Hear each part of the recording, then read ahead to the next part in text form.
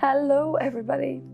I'm welcoming you here at the Somananda Tantra School channel, and I'm very happy to have a little chat with you today. My name is Liisa and I'm one of the senior teachers of the school, and today in this video I want to clarify something for you which in my opinion could be kind of like the fundamental thing anybody interested in Tantra should know. So stay tuned, and we are going to speak about how to identify authentic and traditional Tantra from its maybe more modern adaptations. So there are four categories, four aspects that I'm going to give you as guidance that you can use in your life and choose which direction to go on your Tantric path.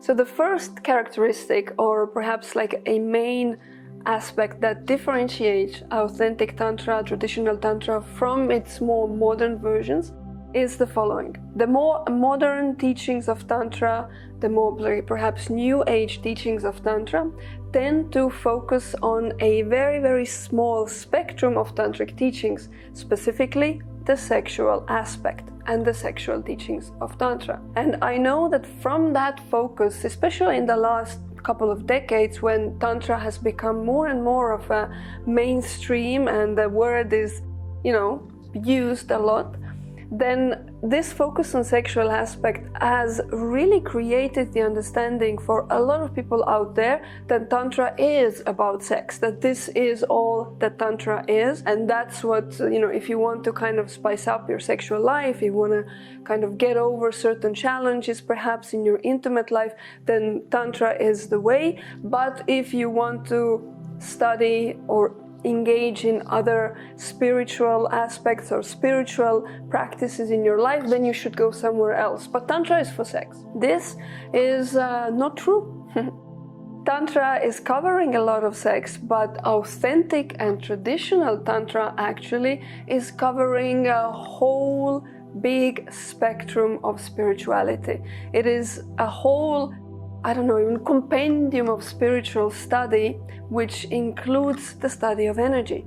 So how to use energy, the kinds of energies which are within us and the kinds of energies which are there outside of us, how to use it for developing yourself, how to develop your mind with it, how to develop your character, how to develop your chakras and energy centers, and so forth. And sexual aspect is one element in Tantra, but the majority of Tantra is not focusing on sexuality.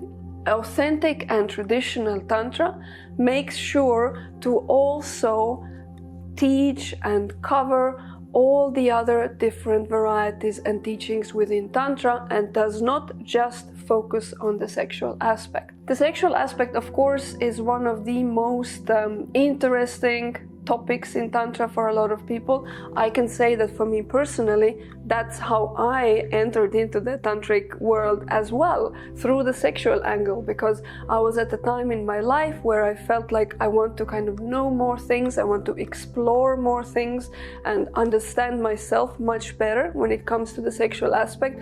And then just so happened that Tantra and I crossed our path many years ago. So for a lot of people, what we see even in our school as well, the initial interest towards Tantra may be very much connected to the sexual aspect, yes, like Tantra Massage, like Tantric Sexuality, like even Tantra of relationships and such topics.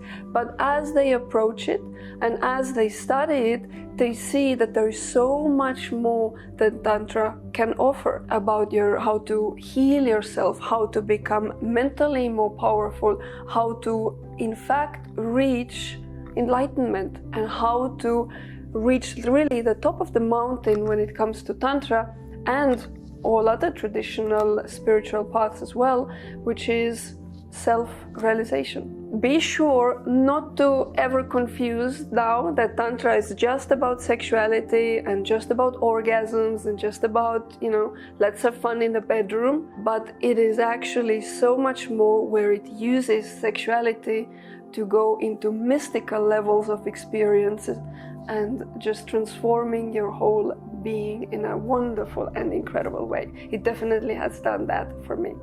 The second characteristic which helps us to identify or make a difference between authentic and traditional Tantra versus the modern adaptation is that the traditional and authentic Tantra originates from ancient Tantric texts. It relies on those texts and those scriptures, which in many cases are many hundred years old and even more. The original text of Tantra and the original teachings of Tantra originating from texts which are called the Agamas, and there were 64 of those Agamas. Some of them have been translated to modern languages and are available actually, and some of them have not been translated yet, and some of them are even lost. But a majority of those things are still available. Plus, additional to the Agamas, there is so many more various Tantric texts and books which are definitely available for modern students and modern aspirants in Tantra as well. I will come to the books in a minute.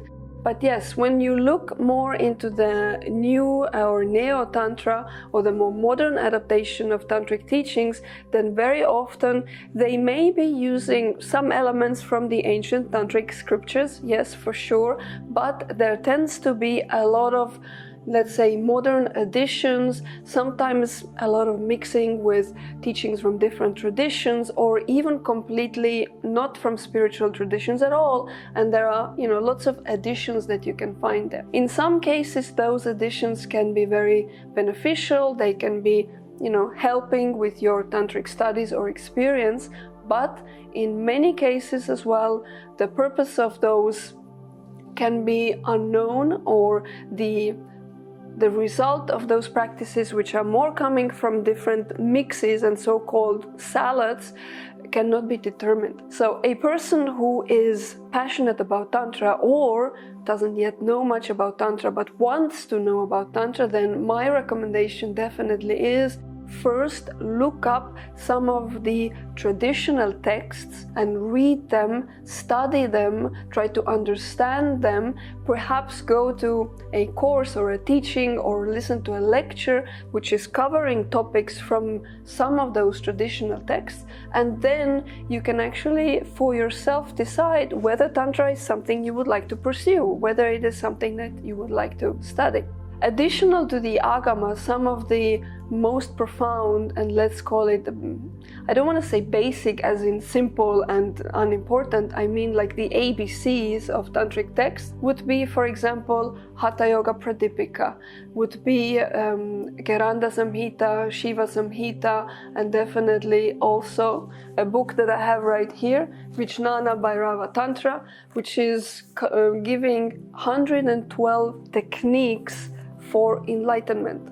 And this is a very, very known and powerful Tantric text. I'm planning to perhaps make even an additional video or a dedicated video about certain Tantric texts that have been influencing me the most and have given the most, let's say, value or knowledge to me. So that may be coming soon. Let me know if you're interested in that. Let me know in the comments of this video. I would be happy to see what you think. But anyhow, I have a small selection of books here, but there's so much more you can study and get so valuable understandings of Tantra, and especially authentic and traditional teachings. If you are already eager and you're like, yes, Liisa, I want to start reading something today, where could I have a list of recommended readings? Well, on our website, we have a whole list actually for books that we recommend, which talk about Tantra, which talk about authentic yoga and Tantric yoga, and so on, meditation and other topics, even healing and so on. So just check it out on our website. So yes, the second point then, just to sum it up, is that authentic and traditional Tantra and all of its teachings are coming from ancient scriptures which are written by enlightened masters. Sometimes even the author is unknown, but it originates from the ancient times. And the more modern approach to Tantra is often different, where it can have different teachings, aspects mixed into it, and its origin, or the origin of some of those things, is unknown. Therefore, I recommend to go in the authentic direction. The third aspect or a characteristic which is differentiating between traditional and authentic Tantra versus its more modern adaptations would be the tradition of a lineage and of a guru or a teacher. This is quite an important aspect. Well, all four of them are important as far as I'm concerned, but what is meant here? Well, Neo-Tantra or more modern approaches to Tantra are tending to not necessarily rely on such a thing as a lineage. Sometimes they do, but not always. What is a lineage to begin with?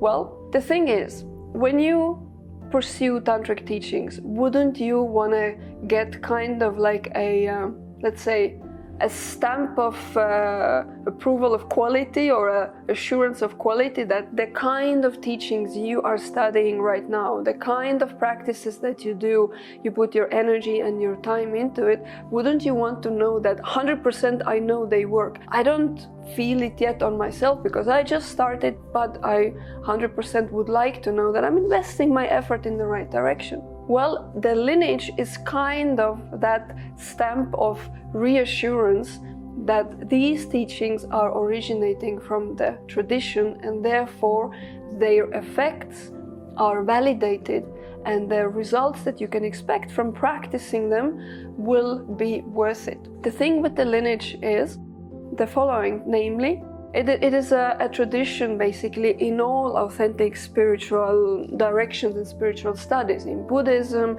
even in religions and so forth. What does the lineage do, or what does the lineage, assure? What it does is the following. There was somebody or from somewhere that a particular spiritual teaching originated, right? And there was a master who was practicing and reaching results, reaching high states of consciousness. And then that person, that master, had a disciple, a student, who was following his footsteps. And as a result of following those footsteps, they themselves reached spiritual results. They also, it's kind of like they copied the path of the guru and they ended up in the same place where the guru did, being self-realized perhaps. Then the person who was a disciple then became a teacher or a guru, him or herself as well, and then could pass on his or her experiences and knowledge to the next generation and so forth. That's how the teachings practically were going from one person to the next, to the next, to the next. So one teacher, one guru. The importance of this lineage is that a lineage of teaching can be traced back hundreds of years, in many cases even, to enlightened masters. So if the first person in the lineage, so to speak, was enlightened, reaching high states, then the likelihood that she can teach it to the next generation is also pretty clear, right? And in this way, the teachings are progressing through the time and through different generations. And through knowing what the lineage was, you as a modern person can look at a school or a teacher and say, okay, the lineage of this school or with this teacher is such and such and such.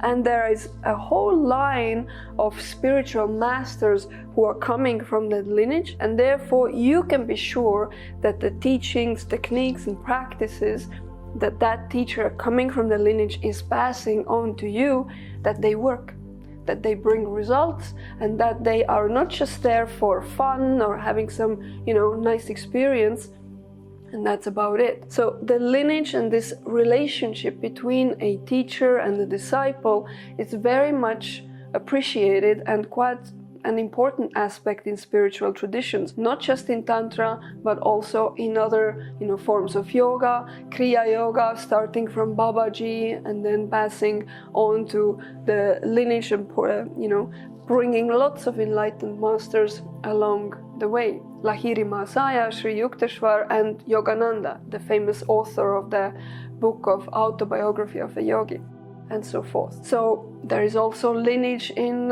religions. Jesus was the one who started Christianity, right? he was enlightened, he was divinity himself, and through him into his disciples and so on, the teachings were passed on. In case of Somananda Tantra School, our lineage is originating from the ancient teachings of Kashmiri Shaivism, and the lineage can be traced back all the way to Abhinavagupta, who was a very, very great tantric master many hundreds of years ago. So this is another thing to keep in mind.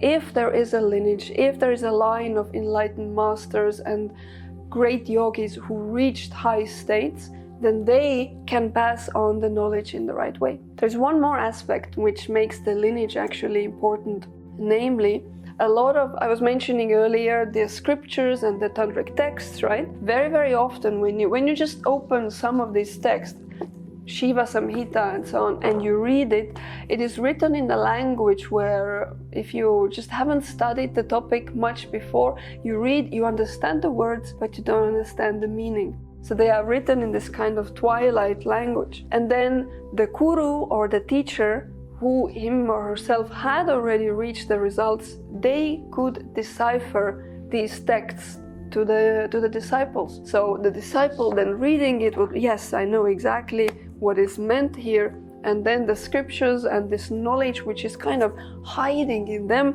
all of a sudden makes sense and you can benefit from it. So there has to be somebody who is advanced enough, who is perhaps having a high state enough that they reading the text is almost like they don't even read the words, but they understand the meaning which is hiding behind them.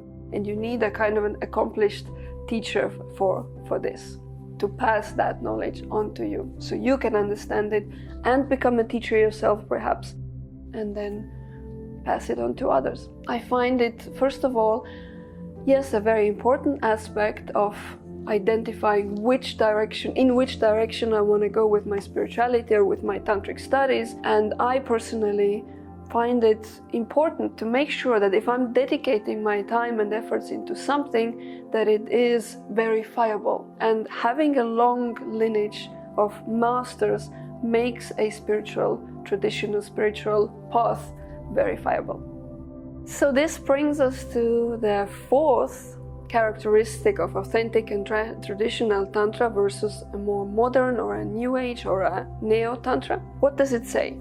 Well, Tantra authentically is a spiritual teaching. What does it mean? It means it takes you all the way to enlightenment. It takes you to deep aspects of your true self. It makes it possible for you to discover really who you are, and not just, Johnny, I'm from New York, I like football and walks on the beach and this and that. That is the very basic level of who you are. But who is your soul? Do you have one? Wouldn't you like to know what is your purpose living here? Where are you going to? Where are you coming from really? Other than, I grew up in this and this town. What is really the mission of your life? Spiritual teachings give you such answers. So their purpose is through different means, through different practices, different techniques, different teachings, different books and so on, to help you to answer these fundamental questions of who am I? Why am I here? What is the purpose of my life? Where am I going? Where am I coming from? Now, if we take more of the modern adaptations of Tantra, they tend to focus not so much on these profound fundamental questions and rather on, how can I spice up my relationship?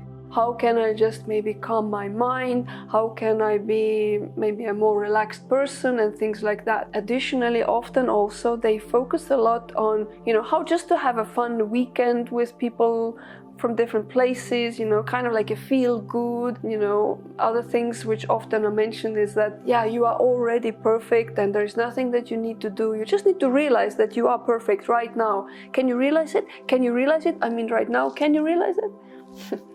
Well, Tantra, traditional Tantra tells you, yes, indeed, you are perfect right now in a way, but the whole point is that you don't know it. You don't know and you don't realize it. And Tantra then gives you the tools how to bring your level of consciousness from wherever it is right now, from wherever it is, to a so-called higher level, to bring about a certain expansion of the mind, which then gives you the kind of knowledge that you don't normally have, and the kind of knowledge you do not study in schools, and you just don't have access to it in any other way than doing the practice, going through the processes. The fourth category of difference is that the aim with traditional and authentic Tantra is a spiritual aim, the goal of self-realization ultimately. Whereas for more modern adaptations of Tantra, it is not always that important, the spiritual aspects, and it is more about feel good, and it's kind of more daily life, let's say, improvements rather than the ultimate spiritual goal.